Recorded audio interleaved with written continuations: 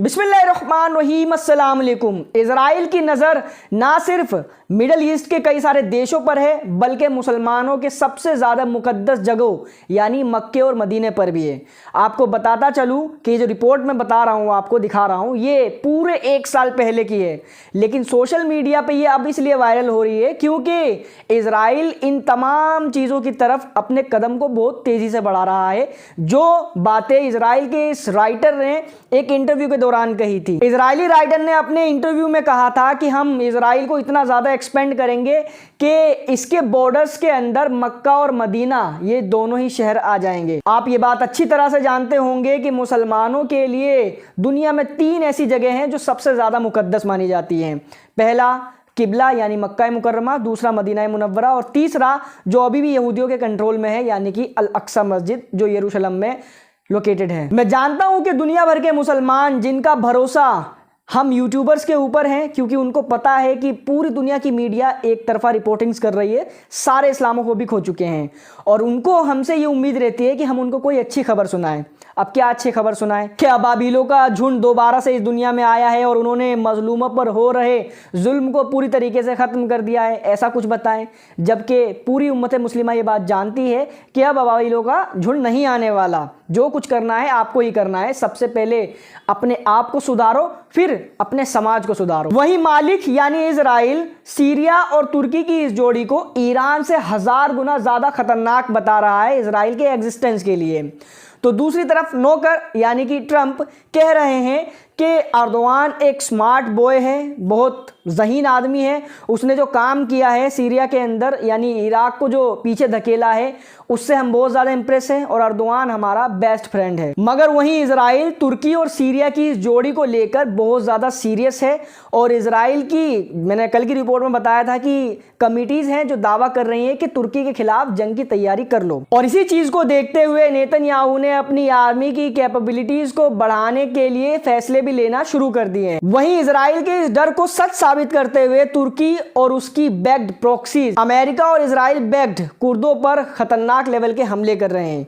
ये कल की रिपोर्ट है जिसमें बहुत बड़े लेवल पर कुर्दों के ऊपर तुर्की और तुर्की की बैक्ड यानी सीरियन आर्मी ने हमले किए हैं।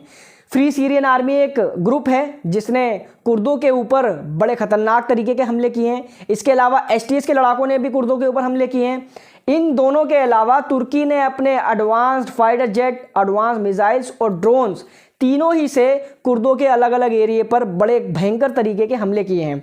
अब जितने हमले मैंने आपको गिनवाए हैं आप इसको इमेजिन करके देख सकते हो, सोच सकते हो कि कितना ज़्यादा नुकसान कुर्दों का हुआ होगा। और कुर्दों का नुकसान मतलब अमेरिका और इजराइल के इंटरेस्ट को हर्ट करना। मायूसी के इस दौर में एक छोटी सी अच्छी खबर यह है कि इजराइल की जो कैबिनेट है वो आपस में एक दूसरे से भिड़ती नजर आ रही है। आपको याद होगा कि इजराइल के डिफेंस मिनिस्टर योआव गैलेंट ने अपने पद से इस्तीफा दे दिया था क्योंकि उन्होंने ये दावा किया था कि भाई हमारी बात मानी नहीं जा रही है।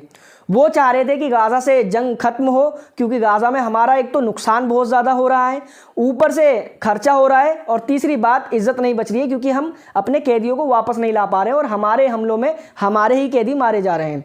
तो जंग रोकी जाए और हमारे कैदियों को वापस लाया जाए। जंग तो नहीं रुकी लेकिन योआव गैलेंट का पत्ता साफ हो गया। फिर जो इजरायली आर्मी के चीफ हैं हार्जी हलेवी, इनकी भी सोच वही है जो योआव गैलेंट की थी कि जंग को बंद करके अपने कैदियों को वापस लाया जाए। तो इजराइल के जो प्राइम मिनिस्टर है बेंजामिन नेतन्याहू, वो नहीं चाहते कि जंग बंद हो, वो बल्कि ये चाहते हैं कि और फ्रंट खुले ताकि ज़्यादा से ज़्यादा दिन तक इजराइल के अंदर मैं प्राइम मिनिस्टर बन के ऐसे ही कुर्सी से चिपक कर बैठा रहूं। इसी को लेकर अब इजराइल के डिफेंस मिनिस्टर और इजरायली आर्मी के चीफ यानी हार्जी हलेवी में लड़ाई झगड़े जैसा रिपोर्ट में तो लिखा हुआ है कि इनसाइड वॉर शुरू हो गई है। मतलब कितनी ज़बरदस्त तरीके की लड़ाई इनके अंदर हुई होगी आप सोच सकते हो। हार्जी हलेवी का साफ कहना है कि भाई मैं तो योआव गैलेंट की तरह इस्तीफा नहीं दूंगा, मैं बल्कि सीज फायर करा कर ही जाऊंगा यानी होस्टेजेस को छुड़ा कर ही जाऊंगा। मगर इजराइल के जो कट्टर डिफेंस मिनिस्टर इजराइल कैट्स और प्राइम मिनिस्टर बेंजामिन नेतन्याहू है ये नहीं चाहते, बल्कि इनका कहना यह है कि जंग बंद हो या ना हो हमें होस्टेजेस वापस मिल जाए। अगर होस्टेजेस वापस मिलने की कीमत जंग बंद करना है तो हमें होस्टेजेस नहीं चाहिए। उधर इजराइल ने जॉर्डन को भी डर का एहसास करा दिया है। दरअसल में हुआ क्या था कि इजराइल के एक ऑफिशियल ने सोशल मीडिया पर एक मैप शेयर किया जिसमें जॉर्डन, लेबनान वगैरह को इजराइल का एक हिस्टोरिक पार्ट बताते हुए कहा कि ये तमाम इजराइल का ही इलाका है, जिससे जॉर्डन के ऑफिशियल्स को मिर्ची लगी। भाई ज़मीन तो एक ऐसी चीज़ है जो किसी से भी लड़वा दे, चाहे सामने वाला कितना भी ताकतवर क्यों ना हो। अब जॉर्डन के ऑफिशियल्स और कतर के ऑफिशियल्स ने इजराइल की निंदा की है कि ये जो कुछ भी कर रहे हो ये रीजन के अंदर जंग की आग को और ज़्यादा भड़का सकता है। मतलब इतने जूते चाट रहे हैं, इसके बावजूद भी ये सिला दे रहे हो आप जॉर्डन को। वहीं एलोन मस्क के अंदर बैठा जहरीला सांप पूरी तरीके से खुल के बाहर निकल कर आ चुका है। एलोन मस्क आजकल दुनिया भर के कई सारे देशों की पॉलिटिक्स में कुछ ज़्यादा इंटरेस्ट ले रहे हैं, घुस घुस कर उनमें उंगलियां कर रहे हैं, जिसकी वजह से कई सारे देशों के जो पॉलिटिशियंस हैं उन्होंने एलन मस्क को धमकी भी दी है कि अपने दायरे में रहो, अपनी लिमिट में रहो। लेकिन इनके पास पैसा बहुत है ना, तो पैसों की गर्मी तो आजकल ऐसी ही होती है कि किसी को भी धमकी दे दें। इसके अलावा इस्लाम के खिलाफ लगातार सोशल मीडिया पर इनके इतने सारे पोस्ट आ रहे हैं, जैसे मान लो इन्होंने इस्लाम की पूरी स्टडी कर ली हो और कोई मुसलमान, दुनिया भर में क्रिमिनल्स की कमी नहीं है।